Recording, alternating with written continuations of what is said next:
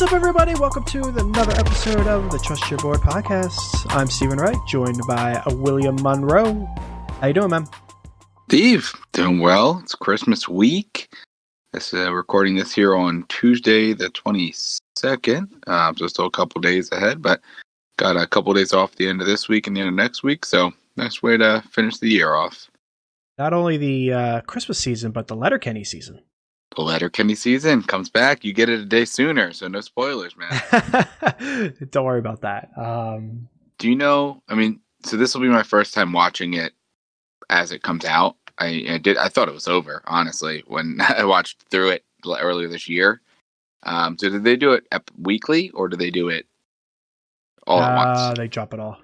At least that's what I figured. That's what I got last year. Is everything dropped? So kind of like a Netflix kind of a deal. Yeah, most things, outside of The Mandalorian and a couple other shows, do it all in one, which for the most part's good, but I kind of do like that, that appointment TV, if you will. Yeah, the problem with Letterkenny is each season's 8 episodes. Yeah, it's really not a lot. 20 minutes long. Yeah, so if you can't control yourself and you binge through it, you could binge it in 2 days.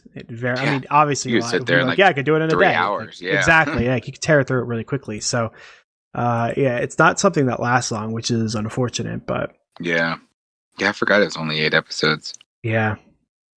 Well, what can you do, right? What can you do? But alas, we are here in week 16, championship week, and I think we've got a couple of start-sit questions on our hands here. Yeah, we do. So quick reminder, it is our last episode of the season, given it's championship week. We said that we would be back the middle of March sometime to start up with our mock drafts. A lot of dynasty fun, right, Will? Yeah, a lot of dynasty fun. This is, something that I've become more passionate about within fantasy football over the years. As I've been doing fantasy probably 15 years now, but I think only about 5-6 years in dynasty, and gives it a different flavor for the off season. So exciting, that we kind of get to shift a little more toward that here as we get into the off season. Yeah, and if you've never done dynasty before, it's a great time to listen, because we do startup drafts, like 1 QB, super flex. We do the rookie drafts. We go through all the moves that we made throughout the year. We go through a startup draft from a couple of years ago. So, you really get the whole gambit, the whole picture of everything. So it's a good learning experience too if you've never done it before. Absolutely. And I know we have our new dynasty league that we can go through, but I was thinking if either of us can pull it up, we can even get our own personal dynasty leagues. Mine, I think, is in year 6 or 7 now. So it'd be interesting to see a startup from then to see how everything's changed. Oh, yeah. A lot of players not in the league anymore, I'd imagine. Yeah. Oh, yeah. Oh, boy. Yeah. So, again, mid-March-ish, in that range, we'll start kicking off. So give us a follow on Twitter at Trust Your Board. Follow along with all of that. Again, in the meantime, feel free to add us with any of your polls or questions. We'll retweet everything, comment on everything. If you have any dynasty trades going down or just have some questions. Yeah, we'll be active on Twitter, so we'll still be around watching the NFL, as the playoffs. So all the way through January, I'm sure Steve and I will still be chatting and posting things on Twitter. Don't think either of us will be in the playoffs. I don't know if we've been eliminated yet. Are you guys still technically alive? Maybe, but you won, we just had to pick up Josh 7-7, so I think we're dead. Yeah, once you pick up Josh Rosen, I think they officially just eliminate you. That's an automatic elimination. Well, you guys are up to 7-7 now? No, we lost to the Cowboys. 6-8. That's right, you did lose to the Cowboys. Never mind, it's 6-8 probably then, or 5-9. Something like that, yeah. Yeah. Pressing them. Yeah, it seems like for the most part, the just the overall NFL playoff races are kind of, set who's going to make it. At least I think from what I remember in the AFC, with the loss of the Raiders, I think it pretty much separates it. I think there's just it's 8 teams competing for 7 spots there. In the AFC and the NFC, I don't think there's a bunch more either. Yeah, you got with the Vegas at 7-7, they pretty much are out. So you got really 8 teams competing for, 5 teams competing for 4 spots here, with Tennessee, Cleveland, Indy, and Miami, and Baltimore. And then, yeah, I mean, it's really, I mean, I guess you consider Chicago and Minnesota still competing, but, other than that, it's really just the NFC East that's up for grabs pretty much in the NFC. So pretty much set for the playoffs. Yeah, we're pretty locked in there. Mm-hmm. But with that out of the way, you ready to jump in? Yeah, pitter patter. Cool. So quarterback starting off per the usual, Justin Herbert versus the Broncos or Jalen Hurts at Dallas. Who would you start? Yeah, man, this is a tough one because Hurts, has been on fire recently. Even in a loss this week, he looks great.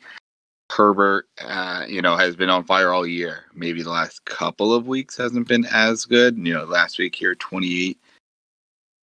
I think I lean Hurts because of the matchup, but both of these guys I think are top, 8, 10 quarterbacks this week. So I don't think you can go wrong with either. I think there's probably more upside with Hurts, given that maybe Dallas can score and force the Eagles to have to continue to score. Whereas I just, Broncos have some playmakers, but they just seem like a more mundane team scoring wise. So maybe that doesn't mean Herbert has to pass. It's tough. I think maybe if you need upside, Hurts. If you just want a solid 20 plus guaranteed, Herbert. But both of them I think are good options. Where are you at?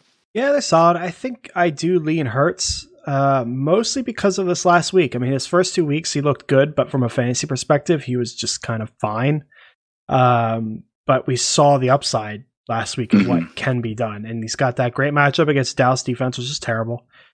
He's got the rushing baseline that establishes some sort of floor. Yeah. And the upside is similar to Herbert. So, he's the guy that I would go for. Like you said, if you want like a guaranteed 20 points, it's probably Herbert. But I mean, Hurts' floor is not too bad either. So I think I'll take Hurts in most situations. Yeah, I think that it's a close one there. Both good options, and I think both are going to put up good numbers for you. Yep. Next up, we've got a PPR picking one of the three. We've got Jerick McKinnon at Arizona, Malcolm Brown at Seattle, and Lynn Bowden at Las Vegas.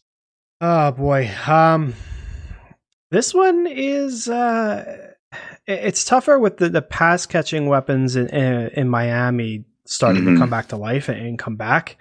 That's going to hurt Lynn Bowden, but man, I am not. You have Akers going down. Malcolm Brown, he could get you a touchdown. We've seen that from him before, but I'd imagine it's going to be Henderson's time to shine again. McKinnon is McKinnon. It's really hard to trust him. So I think I would have to go with Bowden because I feel like he's going to give me a floor. I don't think any of them, upside probably still goes to McKinnon, but it's not likely there, I don't think, at this point. So I think Bowden's your best chance of not getting 0, where I could see 0 in both of them. Probably not Malcolm Brown. I'll probably get something, but 20 yards, maybe. That's his floor. So I'll go with Bowden for the floor, I guess. How about you? Yeah, I'm there with you. It'll be Bowden. Malcolm Brown, imagine, maybe 5 to 10 touches behind Darrell Henderson. So you're hoping he gets in the end zone. Maybe it's a high-scoring game with Seattle, so there's more touchdowns to go around, but still tough. McKinnon's a wild card here because, if Wilson is out, I think he's expected to play, but not official. And it doesn't sound like Mostert's playing, right? No, he's done for the year. High ankle. So, yeah, if you have, just McKinnon and Coleman back there, you have a nice upside shot with McKinnon. So if you're looking upside, he probably has the most, but I, think the best pair of floor with still some upside is Bowden, especially because he's just going to be utilized, I imagine, more. But we'll see with, what weapons come back there. I still think he's got a little bit of a role, though, at least. Yeah, he's earned himself something, right? Yeah, absolutely. Okay, moving on to some wide receivers here. PPR, Chris Godwin at Detroit, Allen Robinson at Jacksonville, or Keenan Allen at Denver. Just picking one. Man, it's a tough one. All of these options are, obviously pretty good. I think as crazy as it is, I think I rule Godwin out first just because of the competition for I'm the targets. same way. He's It's great weird. matchup, but there's too many other people. Like he could be Yeah. fine, but yeah, it could just be somebody else. And like, yeah, if Keenan doesn't play, you could make the argument, Godwin has a higher floor than A-Rob. Maybe, maybe because of the game script, A-Rob gets usage in the first quarter or two, but doesn't get too many more targets because they're crushing out Jacksonville. But I think if they're all healthy, I'm going to lean Keenan Allen because he's been a monster this year. If Keenan's iffy, I probably lean A-Rob. Yeah, I'm with you. I would want Keenan Allen out of the group. I'm assuming he'll be better. I mean, he was good enough to play, but I mean, hamstrings do worry me. And I don't, now that I'm saying it is championship week, do I want to play a dude with a hamstring injury in championship week? Probably not. So I'll go with Allen Robinson. We don't have this decision, but we definitely have a Keenan Allen decision on our hands. So yes, we do. We will be right there with you. We'll adjust that, but I'll take Allen Robinson for all the reasons you mentioned. Godwin has too much competition where it's not really there as much for Allen Robinson, and Keenan's got the hammy, and I don't want to deal with that. So Allen Robinson for me. All right. Next up here, we've got half-point PPR Emmanuel Sanders versus the Vikings. T.Y. Hilton against Pittsburgh. It seems sad to say this is easy, given how he's been playing over the past few weeks, but I'm going to go with Emmanuel Sanders. Hilton's been great, but it's a tougher matchup, and Emmanuel Sanders has the better matchup. He's got Drew Brees, Michael Thomas is out of the way, so I'd expect a pretty good game from him. So I'll take Sanders here. What about you? Yeah, I'm surprisingly on that side too. I thought you were maybe going to go Hilton the way he's been playing. I mean, the matchup's interesting there. I don't know what to make of Pittsburgh now. I mean, obviously the defense is still really good, but I was looking, just a side note at our dynasty team, and the Colts have Pittsburgh's offense, while we have the Chargers who have Broncos.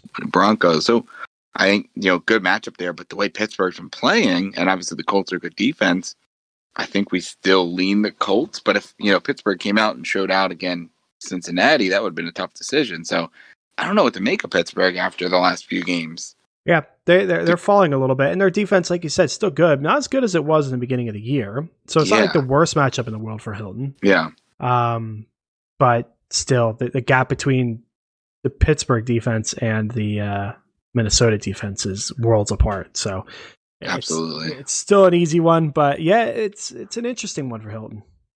Yeah, it's interesting, and I think they're close. You could argue T.Y. has more upside, breaking a couple, but I think Sanders is going to be used early and often. It's a Christmas game, so it's your first game of the week here, so you kind of know what you get out of him. Not sure exactly when T.Y. plays. I think that's Sunday. So, especially, Friday, Saturday, it's not as short of a week. I kind of like getting one guy there to kind of see where you are. And it's just fun to be able to watch you guys play in prime time too. But I think I'll definitely go Sanders here. Cool. So going back to the quarterback position, actually bringing up those Steelers again, Big Ben versus the Colts or Cousins at New Orleans. I didn't even realize that. Same exact matchups there. Yeah. I think I gotta go Cousins. Man, Ben has just not looked good, and I'm worried that maybe he's hurt. The receivers outside of Deontay this week haven't looked good, and maybe this is just recent bias since we just watched the game last night. But I don't know that I can play Ben until I see otherwise. Both tough defenses with the Colts and the Saints, but I'll take Cousins against the Saints because I think he at least looks competent, whereas Ben, I don't know, man. Yeah, I'll do the same. I'll take Cousins. I'm right there with you. Like I don't know if it's just the Steelers offense as a whole is not clicking anymore, or Big Ben's hurt, or, he's just getting older and kind of fading as the season goes on, which happens sometimes, especially coming off the injury last year. So I think that's a possibility as well. I'll take Cousins. I think he's like the good neutral play. If you want to take the high upside shot, it's probably Big Ben. Like if somebody's going to throw 4 touchdowns, I'd imagine it's him over Cousins, but his floor is not good. So I'll take Cousins. If you want to take the upside shot, I'm fine with that. But I just, like you said, I don't trust him. I don't trust that offense right now. It's worrisome. All right. So in agreement there. first all tight end one I think we've seen in a while. Yeah. PPR got Hunter Henry versus the Broncos and Noah Fant at the Chargers. You're missing Mr. Goddard there at the end too. At the Cowboys. Oh, there we go. Did not see him at the end. There we go. Yeah, so got the three of them. Didn't need to bring up Goddard. He's not in the conversation for me. Yeah, not with these two. No, I will take Noah Fant for the matchup. Unless for some reason Mike Williams and Keenan Allen miss the game, then I'll probably go with Henry because he's like the sole survivor. But I mean, Keenan played last week, so I don't see there being a reason where he wouldn't play. So I'll take Noah Fant here. This one's close. I think if you need upside, it's Fant, but anything else, like, neutral or floor, I think I go Henry. I mean, Fant had a huge game this week. I think he had, over 10 targets, 11 targets, but obviously that Carolina game, the New Orleans game, you can't really take into effect, but he's just kind of been, all over the place, and the offense is just a little iffy. So I'll take just the better offense, and unless you need extreme upside, then sure, Fant, but I'm going to go Hunter Henry. Okay, that's fair. We got a big one here, Will. PPR, pick 2. T. Higgins at Houston. Hansen versus the Bengals. Goddard at Dallas. Rashad Higgins at the Jets, or Mike Gesicki at Vegas. Again, picking 2. This one's tough, man. Because T. Higgins, just talent-wise, is easily the best, but that situation now with the third string, yeah, it's tough. There's nobody really usable except for maybe Gio Bernard in a 27-17 win for that the Bengals had. So I don't know that it can be much better. I mean, I get it. Pittsburgh's defense is good, but I mean, maybe there'll be some trash points because of Houston moving the ball. With the guys that are here, this isn't like any type of tight end premium or either, is it? Nope. Yeah, I think I've got to go Higgins just based on what's there. Then, the tight ends are interesting, but I don't know what's happening with Miami. Hopefully Gesicki's back, but I'm not going to rely on him now. Goddard, there's it's still unknown exactly who Hurts relies on.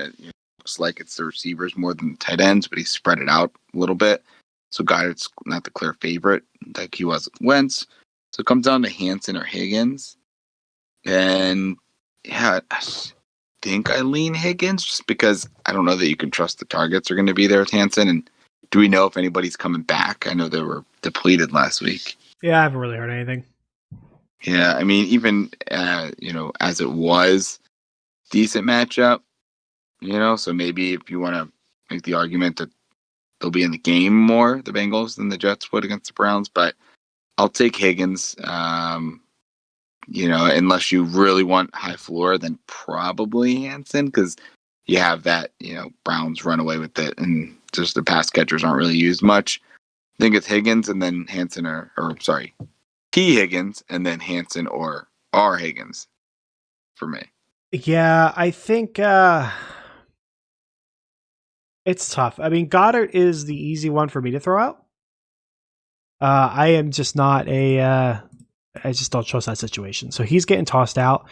I'm also tossing out Hansen. He had a good week last week, but he got saved by that touchdown. If it wasn't for that, he had like 2 catches for 20 yards or something. It would have been terrible. So not interested there. It's really the Gesicki part that throws me off. I'd be good with going with both of the Higgins, TN, Rashad. But Gesicki, before he got hurt, was on fire. And he was playing really well. And now he's got a great matchup against Vegas. So that's kind of hard to pass up. But at the same time, it's a roll of the dice. But you know what? That's kind of my MO. So if he's healthy and he's playing, I'll take Rashad Higgins against the Jets and Gesicki. And I'll bench T. Higgins because of the mess that is Cincinnati right now in the whole offense. But it's not an easy decision.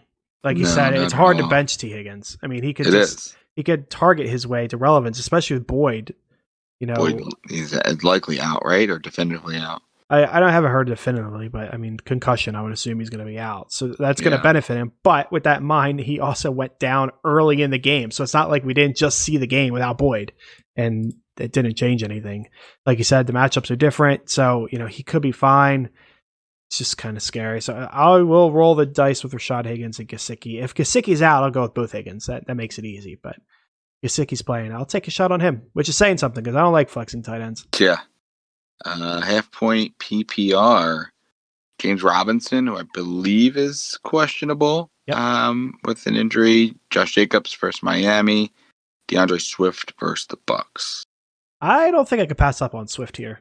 Robinson, like you said, banged up. He's got the Bears defense, which is a tough one.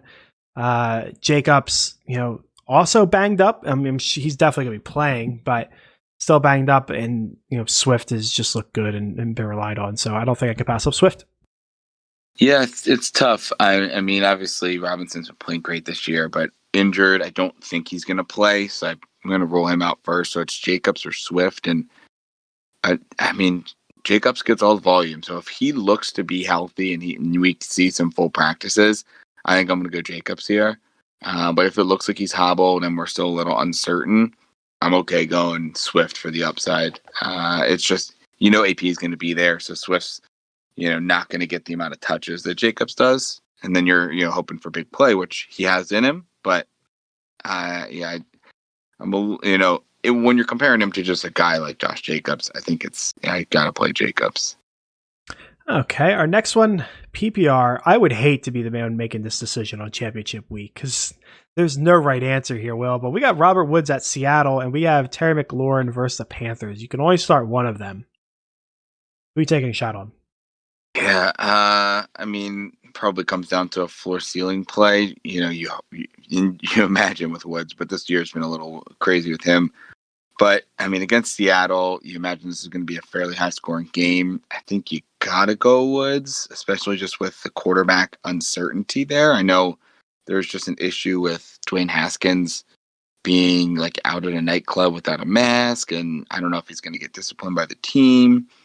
But even with Haskins, it hasn't been great for McLaurin. I mean, obviously, 7 catches, 77 yards this week is solid, but he's had a few 2-catch games in a row. There's just a lower floor there. So I'll take Woods, but both are solid options. Yeah, and Woods' inconsistency throughout the season is kind of worrisome. I think I'd put my bet there as well. My other worry is that's a divisional game, and, sometimes they just end up low scoring. I can't see that happening here because Seattle's defense is so bad, but the Rams just also got beat up by the Jets a little bit. So it's kind of worrisome. It's one of those decisions where you pick one and, they can end up with a fine game and the other one blows up and, there's really nothing you can do. It's just not very clear cut. I'll take Woods as well, but I do not want to be the person making that decision. All right. And our final matchup here, we have to choose one quarterback. We got Jalen Hurts, we've spoken about a few times, at Dallas. Lamar Jackson versus the Giants. Baker at New York. And Brady at Detroit. Well, Brady is an easy one to eliminate because he seems like the odd man out. I don't know why. It just feels like he's not going to score 4 touchdowns, which, it's capable and it's Detroit, but just, I don't know. Something feels weird there. Maybe it's just because he's old and been around a long time, and all these other guys are new and prettier, but new shiny toys. Exactly. So I'm going to take Brady out of the equation. The other 3 are very difficult. I think I would stick with Hurts because the matchup, I guess, I mean, when you're comparing Hurts to Baker, they both got similar upside in that they're playing trash defenses. They could put up 4 touchdowns, except Hurts has the rushing baseline. And Hurts doesn't have Nick Chubb that could just take all the touchdowns away.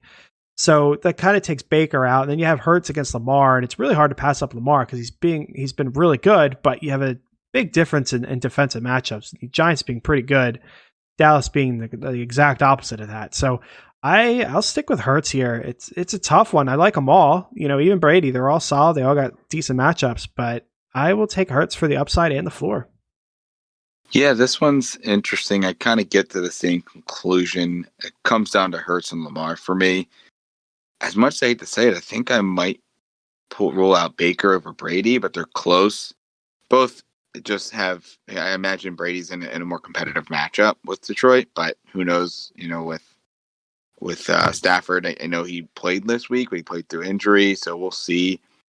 Baker, I mean, I know we may be relying on him. I think it probably come down to him and Tannehill for us.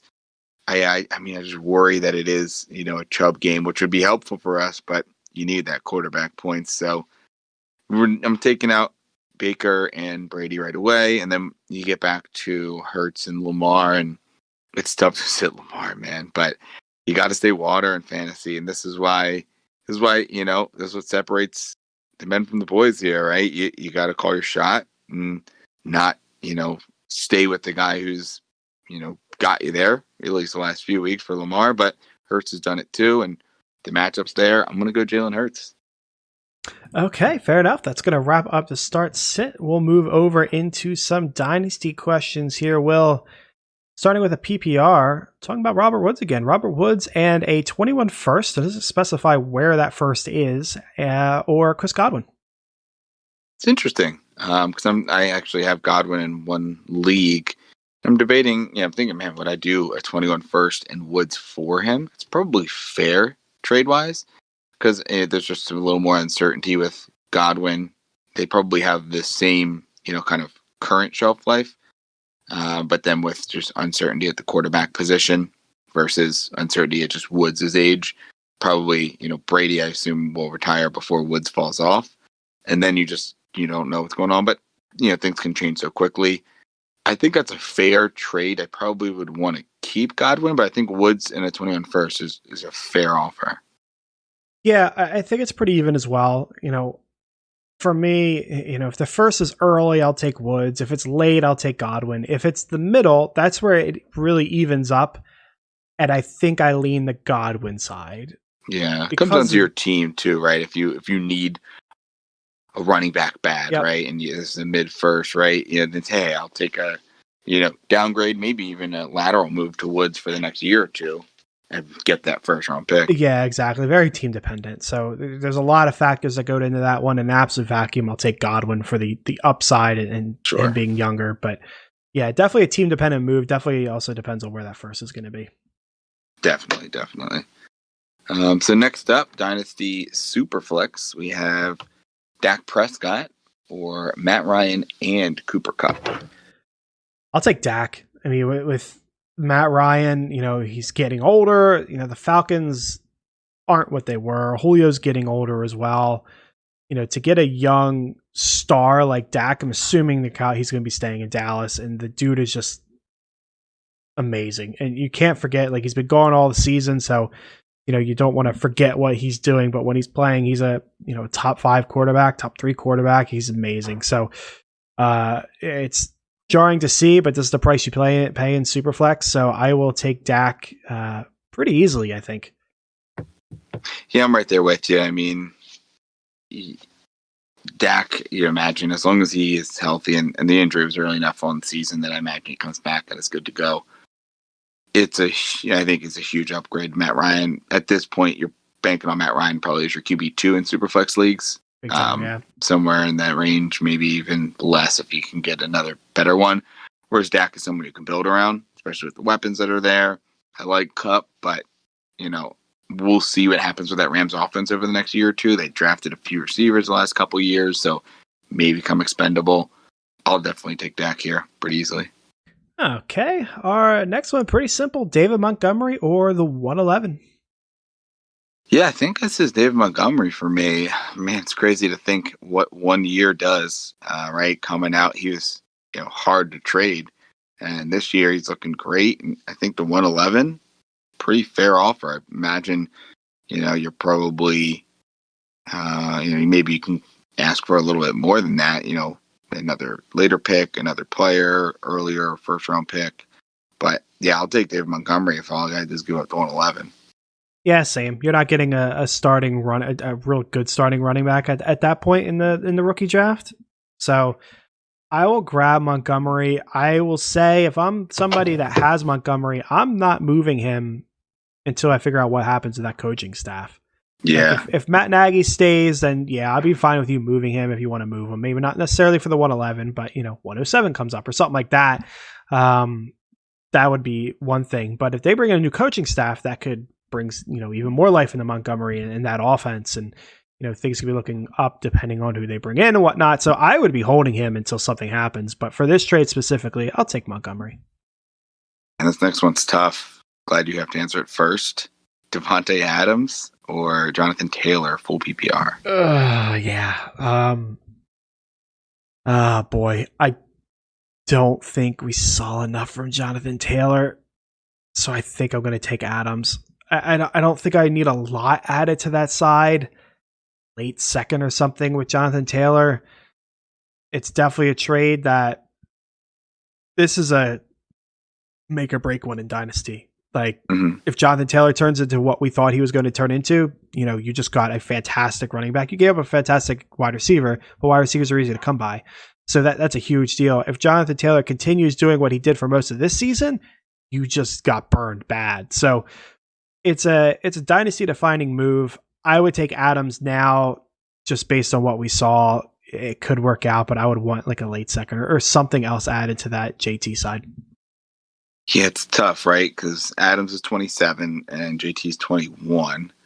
So you're looking at them pretty much the same age when it comes to, the position itself, right? You probably got 5-ish years out of them is what you can hope for here. And I think this is, I probably, would imagine you'd have to pay a little more, but I probably take Jonathan Taylor here. I think this is a good buy low opportunity. Maybe you ask, for a little bit more back, but I don't know that you can do that either. But man, we saw the dip throughout the season. The last few weeks, he's really looked like he's coming on. And, who knows what's going to happen with the quarterback situation there. But the rest of that team, the defense is good. The defense is fairly young. The offensive line is set. It's got some good young receivers. You get another year with Phillip Rivers, it'll be solid. You bring in a quarterback like Wentz, you draft a quarterback. There's a lot of opportunities there. I think if I can buy Taylor, I would. I don't know that I'd want to pay Adams, but it depends. I think it's all team dependent here, though.